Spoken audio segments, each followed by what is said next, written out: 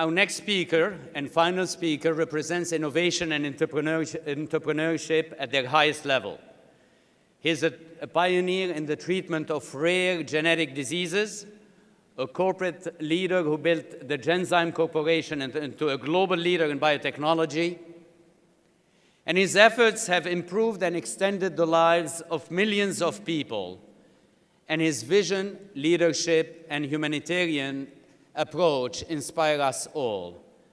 Please join me in welcoming our second commencement speaker, Henri A. Termeer.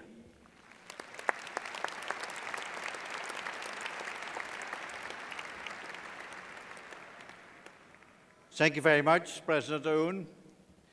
Thank you to the Northeastern community and the Northeastern leadership to allow me to stand here for a few minutes on my soapbox to talk about stuff I love. And congratulations to all of you, the graduating class. Congratulations to all the parents, and particularly congratulations to the faculty. Today is a remarkable day. Just to think that the thousands of you will be entering the job market with all your energy, with all your ideas, with all your adrenaline to make the world a better place. It is a remarkable moment. It's a remarkable moment for me. You didn't hear it said, you may have read it in the paper, but I too am in the job market. And like you, I have a similar advantage. I have work experience. And of course, you have an incredible advantage in a very important way through the co-op experience here at Northeastern. You do not know how important that is. We employ at Genzyme at least about 150 co-op students, numerous final students that join us over the years. And that experience is so critical. It's such an important thing to emphasize when you go out there. It is, of course, a remarkable moment to go out there. The world will quadruple. The active world of consumption, the active world of modern medicine, of anything we really produce, is enlarging at a rate that has never happened before, and it was alluded to earlier. We were treating about 1 billion people with modern medicine in the last 50 years or so, between Northern Europe, or Europe generally, and Northern America, and also Japan and Australia, some other places. In the next 40 years, we will expand it dramatically. We will have maybe 4 billion. We have never in history seen this kind of an expansion.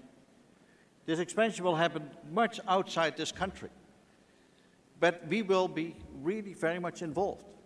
We need to figure out ways to be involved and to be part of that wave. And that is your future. Nobody before you really was confronted with the next 40 years looking like these next 40 years. It is very different. When 40 years ago, 50 years ago almost, I started my career. It's a remarkable moment. So, where to start? There may be 3 things that help me. And if you get some way to work with these three things for yourself, it may become useful to you. And there are 3 words. One of risk, and we heard that before too, mentioned. The other is responsibility, and the third is advice. In no particular order. Risk, responsibility, and advice. When we look at our future, there is only one way to look at it. We have to be bold. And when we are bold, we have to take some risks. We have to take some risks that actually imagines where we will end up far beyond anything we thought possible in the past. And I experienced that. When we started Genzyme, or I became involved with Genzyme, now 28 years ago, there were 17 people. These 17 people were on Neelan Street. You may not know where Neelan Street is, but it is close to Chinatown. At those days, we still had the combat zone. We had the red light district. I would park the car at 7 o'clock in the morning, walk to the office, I would get propositioned 3 times. It was a romantic moment in that neighborhood. But I was interested in what we were doing, intrigued by developing a treatment, potential treatment, for a very obscure but horrifying, awful disease called Gaucher disease. And we started to focus on that. And for most people, it seemed an impossible proposition. In the early days, we thought we needed 22,000 placentas to treat one patient 1 year. And people would come and say, stop this work, it is not going to produce any result. But we persisted. And we persisted because the disease was worth it. These patients, is a genetic disease, these patients develop an accumulation of lipids in the body. A 3-year-old may look like they've swallowed a basketball. And we worked very hard to reproduce the enzyme that was missing for these patients, and to change the enzyme in such a way that it found in the body the right place to go. And in a miraculous development, when we introduced this modified form of the enzyme to the first kid, a 3-year-old, that was about to lose his spleen, it worked.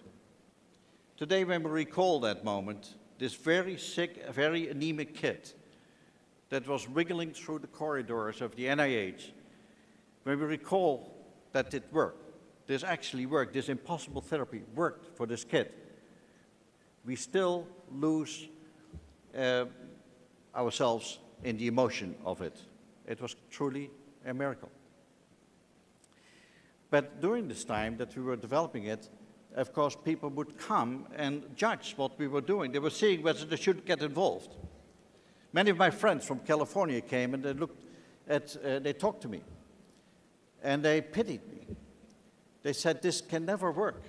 They thought here, this was a promising young man, but he is going to be very, very disappointed. And it was, in that sense, an experience that I will never forget, that when we got to the point where we showed that it worked, and we got that victory, and we started to accumulate the lessons of that moment, it completely changed the future of what we were doing. It became possible to think you can change the world. It became possible to think that you can trust your own gut feel. And we started to work on trying to repeat this. We weren't sure that this was just a one-off event, but then it became actually true that we could repeat this. We repeated it 14 times. We failed miserably 100 times, while the few cases succeeded. This is all a matter of measuring the risk. But the other part of this is the responsibility that you have to take. If you don't take responsibility for the risks you're taking, you're not going to be successful. You could try. We just ran a massive experiment in this country with the mortgage disaster. You know, it was really, did not work. We had a lot of people passing on the risk of these vehicles that funded people that really could not afford these mortgages. It was a giant Ponzi scheme in reality. We have to learn, and this is and maybe you already know it, because maybe it was instilled in you in terms of what we do in the educational experience here. We have to learn to take responsibility for what we do. It makes things truly exciting. It makes it possible to really feel you earn the results that you're producing. Third part that I mentioned is advice. We need a lot of advice. We need good advice. We need not casual advice. We need not people that have strong opinions and try to take the decisions for us. Advisors don't take decisions. We make decisions. We take the decisions. And I have been fortunate. I had a lot of good advisors. And one advisor is in the room here, my wife. We talk about stuff. She has a complete different view on things. It's extremely helpful. It's sometimes nauseating. And sometimes it's really tough. You come in and you present a case, particularly all around the human factor, and you actually are wildly wrong. I'm also fortunate in another way. I'm fortunate that my mother is still around, and my mother actually is my longest advisor. And I'm not saying this because there's so many mothers around us here, but my mother can be a father, can be a brother, can be a sister, can be anybody. My mother, in my case, became my most important advisor. She's 96, she lives in the Netherlands. I talk to her at length once a week, and she has a view. She's very demanding. We played bridge not so long ago together, and I was her partner. I made mistakes.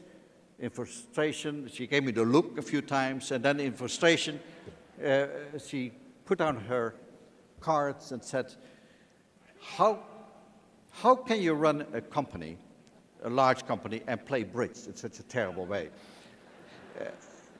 Other times she called me, 6 o'clock in the morning, and she had read in a Dutch newspaper about an acquisition that we had done in the Netherlands, and it involved the treatment of 12 patients with a terrible disease.